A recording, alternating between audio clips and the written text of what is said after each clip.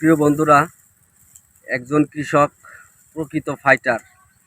আমি মনে করি একজন কৃষক বাংলাদেশের মানুষের, প্রতিটা মানুষের ভাতের, আমরা যে ভাত খাই তাদের কষ্টে অর্জিত, তাদের মাথা থেকে ঘাম প্রতিটা জমিনে আছে।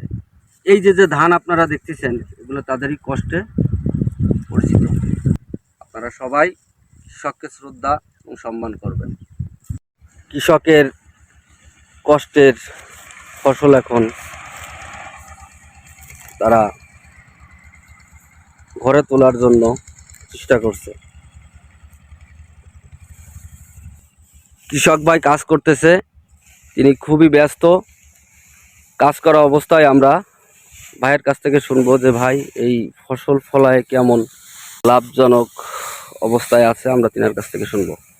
ভাই বলেন, আপনার এই ধান চাষ করে আপনি কেমন সফলতা হিসেবে আপনি মনে করছেন? এবছর বছরে যদি যে ফলন হয়েছে আল্লাহর ইচ্ছায় খুবই ভালো ফলন হয়েছে।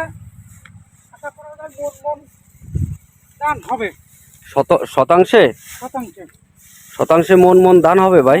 ধান হবে আশা করা যায়। খুবই ভালো ফলন আল্লাহ কাছে।